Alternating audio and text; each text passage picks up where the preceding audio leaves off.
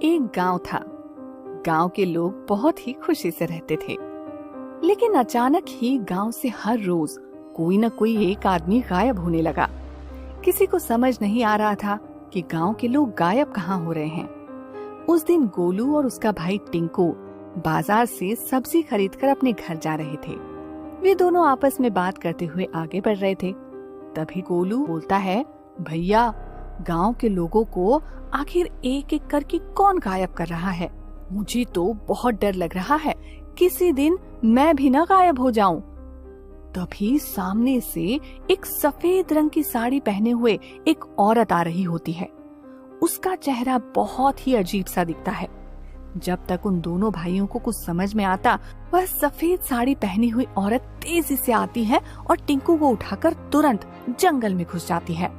गोलू चिल्लाता है, अरे कोई मेरे भाई को बचाओ, टिंकू टिंकू घबराओ मत, मैं आ रहा हूँ।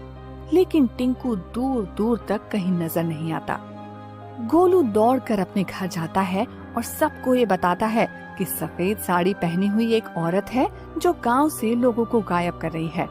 उस औरत का चेहरा किसी भूत जैसा दिख रहा था।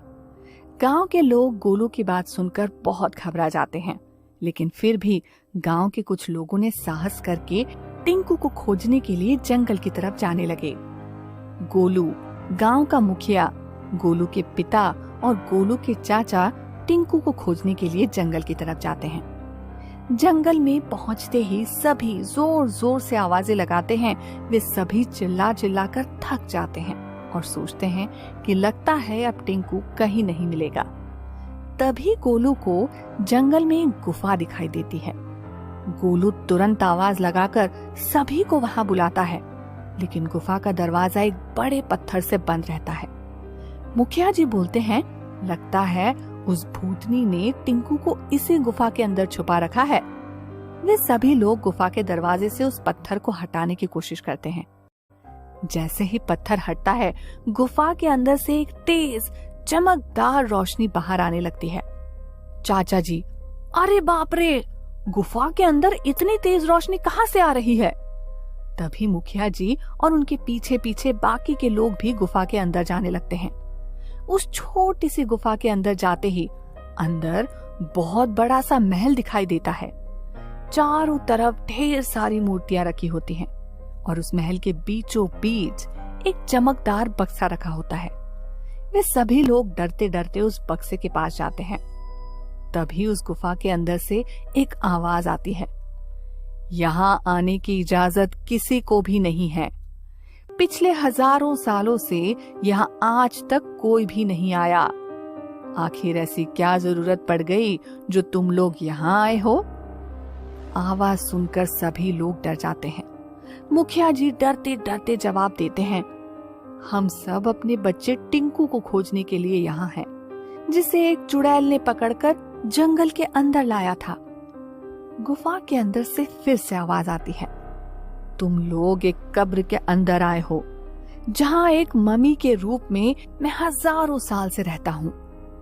ये सुनते ही वे चारों लोग वहाँ से भागने की कोशिश करने लगते हैं। तभी फिर से वहाँ से आवाज आती है, घबराओ मत, आज तुम लोग जिस गांव में रहते हो, बहुत पुराने समय में यहाँ एक साम्राज्य हुआ करता था और मैं उस साम्राज्य का राजा था। मेरी मौत के बाद मुझे इस कब्र में दफन कर दिया गया। मेरी मम्मी उसी चमकीले बक्से के अंदर रखी हुई है। तभी गलती से गोलू उस चमकीले बक्से पर अपना हाथ रख देता है। हाथ लगते ही तेज आवाज के साथ बक्सा खुल जाता है और उसके अंदर से एक लंबा चौड़ा मूर्ति जैसा शरीर खड़ा हो जाता है। गांव का मुखिया और बाकी के लोग उनसे माफी मांगने लगते हैं। तभी उस मम्मी से आवाज आती है, कोई बात नहीं, घबराओ मत, कभी मैं तुम्हारे ही गांव का राजा हुआ करता था और अपने राजा से डरने की क्या जरूरत। ये बताओ कि तुम लोगों को मुझसे क्या मदद चाहिए? टिंकू के पिता बोलते हैं, महाराज, मेरे बेटे को किसी चुड़ैल ने पकड़ लिया है। हम लोग बस अपने बेटे टिंकू को ढूंढने आए हैं। ये कहकर टिंकू के पिताजी रोने लगते हैं। इसके बाद मुखिया बोलता है, महाराज, आप हमारी सहायता कीजिए।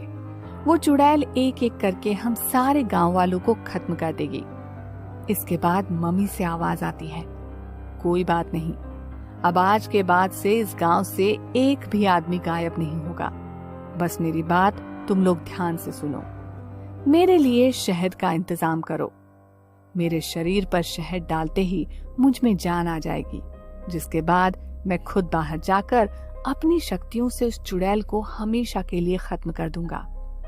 इसके बाद वे चारों लोग खुशी खुशी वापस गांव चले जाते हैं और एक बड़े से घड़े में शहद लेकर वापस उस गुफा में जाते हैं।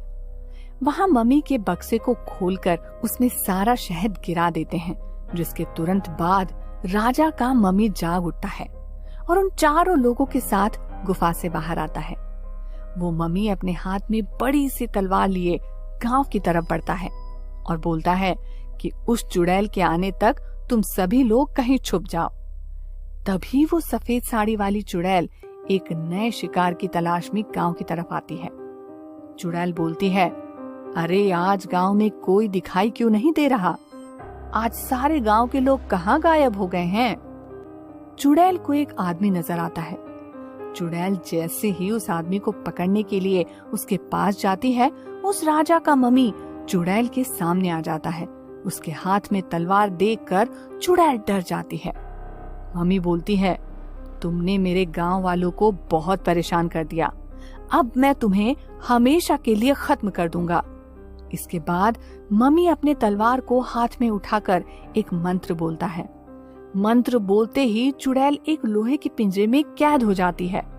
चुड़ैल के कैद होते ही वहाँ पर गांव के सारे लोग आ जाते हैं। उन सभी के हाथ में एक जलता हुआ मशाल होता है। चुड़ैल उस पिंजरे से निकलने की बहुत कोशिश करती है, लेकिन उस पिंजरे से निकल नहीं पाती। चुड़ैल चिल्लाती है कि मुझे छोड़ दो, मैं आज के बाद इस गांव में कभी नहीं आऊंगी, मुझे छोड़ दो। मम्मी बोलता है, दुष्ट चुड़ैल, तुमने मेरे गांव वालों को बहुत परेशान किया है। गांव के न जाने कितने लोगों को तुमने खाकर खत्म कर दिया, अब तो तुम्हें मरना ही होगा। ऐसे बोलते ही गांव के सारे लोग मशाल लेकर चुड़ैल की तरफ बढ़ने लगते हैं और एक एक करके चुड़ैल के ऊपर जलता हुआ मशाल फेंकने लगते हैं। मशाल फेंकते ही चुड़ैल के चारों तरफ आग लग जाती है और धीरे धीरे वो जलने लगती है। चुड़ैल अपने शरीर में आग लगती हुई देख जोर जोर से चिल्लाने लगती है। चुड़ैल को खत्म होता हुआ देख गांव के लोग एकदम खुश हो जाते हैं। चुड़ैल के खत्म होते ही टिंकू और गायब हुए गांव के सारे लोग वापस आ जाते हैं। मम्मी गांव वालों से विदा लेकर गुफा की तरफ निकल पड़ता है। महाराज का मम्मी गुफा के अंदर चला जाता है और गांव के लोग गुफा के दरवाजे को इस पत्थर से बंद कर देते हैं।